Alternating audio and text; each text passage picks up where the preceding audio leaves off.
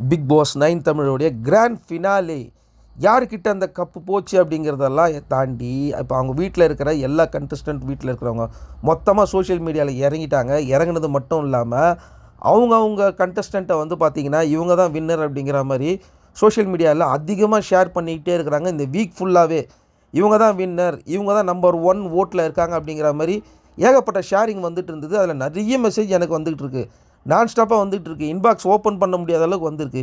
ஏன்டா நம்மளுக்கு இவ்வளோ வந்திருக்கே அப்படின்னு சொல்லி பார்க்கும்போது தான் தெரியுது, நம்ம சீசன் 1லேருந்தே உங்களுக்கு தெரியும் யார் வின்னர் அப்படிங்கிறத முன்கூட்டியே நம்ம வந்து ஃபார்வேர்ட் பண்ணுவோம். பட் அதனால தான் ஓகே கண்டுபிடிச்சி நம்மளுக்கு வந்து இவ்வளோ சென்ட் பண்ணியிருக்காங்க.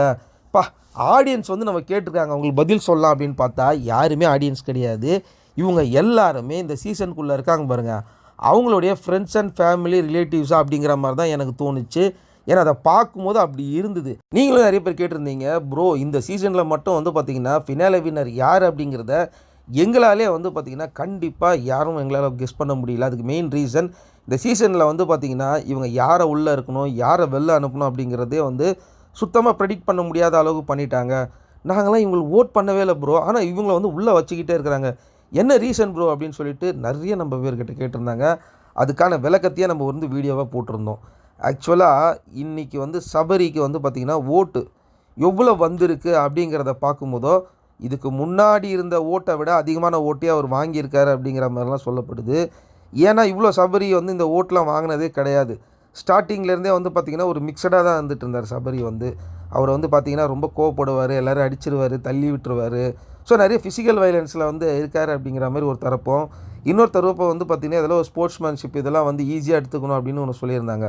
விக்ரம் பாருங்கள், அவர் குழந்த மாதிரி முகம் வச்சுக்கிட்டு இருக்காரு, அவருக்குள்ளேயும் ஒரு கொடூரம் இருக்கிறான் பார்த்தீங்களா, தள்ளி விட்டதாக இருக்கட்டும், அதே மாதிரி அவர் பேசுகிற விஷயங்கள்லாம் பாருங்கள் அப்படிங்கிற மாதிரி சொன்னாங்க. சில பேரில் இவர் ரொம்ப சேஃப்டியாக விளையாடிக்கிட்டு இருக்காருன்னு சொன்னது எல்லாமே சொல்லிக்கிட்டு இருந்தாங்க.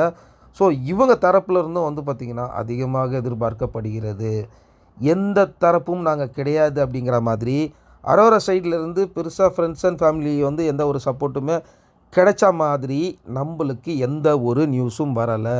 ஆனால் இவங்க பின்னாடி ஒரு மிகப்பெரிய டீம் இருக்குது அப்படிங்கிறத மட்டும் எனக்கு தெரியும். அதனால் வெளில சொல்ல முடியாது ஆக்சுவலாக. ஏன் அப்படின்னா அது அவங்களுடைய கம்பெனி அப்படின்னா அவங்க இவ்வளோ நாள் சோஷியல் மீடியாவில் அவங்க ஒர்க் பண்ணிகிட்டு இருந்தாங்களே, அதுக்கு பின்னாடி சில பேர்லாம் இருப்பாங்கள்ல, அவங்க தான் வந்து பார்த்திங்கன்னா இவங்க சம்மந்தப்பட்ட எல்லாமே இவங்க கூட வரக்கூடிய ஆடு இவங்க தான் வின்னர் அப்படின்னு போடுறது, கமெண்ட் செக்ஷனில் வந்து இவங்களோட ஃபேன்ஸ்லாம் யாரெல்லாம் இருக்குதுன்னு சொல்கிறதெல்லாம் இவங்க சோஷியல் மீடியாவை ஹேண்டில் பண்ணுறவங்க தான். இப்போ விஜய் சேதுபதியை தான் வந்து பார்த்திங்கன்னா எல்லோரும் ஒரே நேரத்தில் பார்த்துட்ருக்காங்க. ஏன்னா எங்களுக்கு பிடிக்காத யாராவது ஒரு கண்டஸ்டண்ட்கிட்ட நீ இந்த கப்பை எடுத்து கொடுத்து பாரு, அப்போ உனக்கு இருக்குது அப்படிங்கிற மாதிரியே இருக்குதுங்க. ஏன்னா ஏற்கனவே இவரை வந்து போட்டு அப்படியே ஃப்ரை பண்ணிக்கிட்டு இருக்காங்க.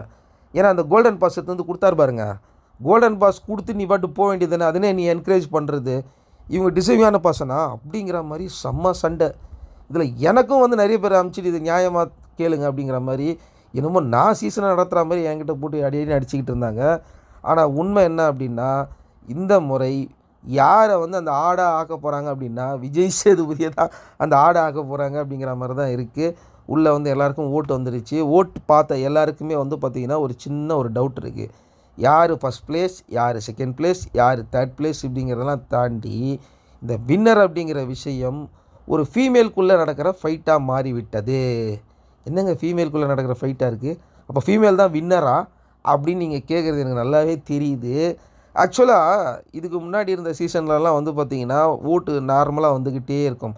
ஆனால் இந்த ஃபினாலேயில் வந்த ஓட்டெல்லாம் வந்து பார்த்திங்கன்னா ரிவர்ஸில் வந்திருக்கு அப்படின்னு சொல்லப்படுறாங்க. அது என்னங்க ரிவர்ஸில் வந்திருக்கு அப்படின்னு கேட்டிங்களா, இவங்களுக்கெல்லாம் 80% ஓட்டு வரும் நம்ம எதிர்பார்த்துட்டு இருந்தோம் பாருங்கள், அது அப்படியே உல்ட்டாவாக மாறி அவங்களுக்கு 30% வந்திருக்கு. இவங்களுக்கெல்லாம் 10% கூட ஓட்டு வராதுன்னு சொல்ல பாருங்கள், அவங்களுக்கெல்லாம் 75% ஏறி இருக்குது. குறிப்பாக திவ்யாவிற்கு அதிகமான ஓட்டுக்கள் வந்து சேர்ந்து விட்டு இருக்கிறது. ஏன் வந்திருக்கு அப்படின்னா இவங்க வின்னரே ஆகிடக்கூடாது, அதுக்கு பதில் நீயே வின்னர் ஆகு அப்படிங்கிறத புஷ் பண்ணதாக சொல்லப்படுது. ஓகேவா, கானா வினோத்தும் இதற்கு ஒரு காரணம். என்ன கானா வினோத் எப்படிங்க காரணமாவாங்க இவ்வளோ ஓட்டு வந்ததுக்கு? அப்படியே நீங்கள் ரிவைண்ட் பண்ணி ஒரு ஃப்ளாஷ்பேக்கில் போங்க. கானா வினோத் ஃபினாலே போய் இந்த மனுஷன் வின்னர் ஆக வேண்டியவரை என்னமா ஒரு பிளான் போட்டு கவுத்தாங்க பாருங்கள். இது எல்லாமே ஓட்டில் ரிஃப்ளெக்ட் ஆகிவிட்டது. திவ்யா மேலேயும் வந்து பார்த்திங்கன்னா நம்மளுக்கு வந்து நிறைய விஷயங்கள் இருக்குது. எல்லாருமே 100% பர்ஃபெக்ட்னு கிடையாது. அவங்க எல்லாமே 100% உள்ளே இருக்கிற வரைக்கும் எல்லாமே கரெக்டாக பண்ணிட்டாங்கன்னு சொல்ல முடியாது. ஆனால் கம்பேர் செய்யும்போது கம்பேர் பண்ணி தான் இங்கே ஓட் பண்ணுறாங்க. இவங்க என்னுடைய மிகப்பெரிய ஃபேன்ஸு, இவங்க எனக்கு ரொம்ப பிடிக்கும்னு யாருமே இந்த முறை ஓட் பண்ண மாதிரி தெரியல. கம்பேரிட்டிவ்லியில் ஓட் பண்ணிட்டாங்க அப்படிங்கிறது தான் உண்மை. ஸோ ஆல்மோஸ்ட்டு இங்கே வந்து பார்த்திங்கன்னா யார் அப்படின்னா சபரிநாத் வெர்சஸ் திவ்யா மாற்றி ஓட்டு குவிந்து விட்டது பயங்கரமாக. இதற்கு நடுவில் ஒரு ட்விஸ்ட் அண்ட் டர்ன் ஒன்று வச்சுருக்காங்க. அதாவது அந்த ஓட்டையே வந்து பார்த்திங்கன்னா பர்சன்டேஜாக மாற்றக்கூடிய ஓட்டு எண்ணிக்கையை விட பர்சன்டேஜாக மாற்றிருக்காங்கன்னு சொல்கிறாங்க.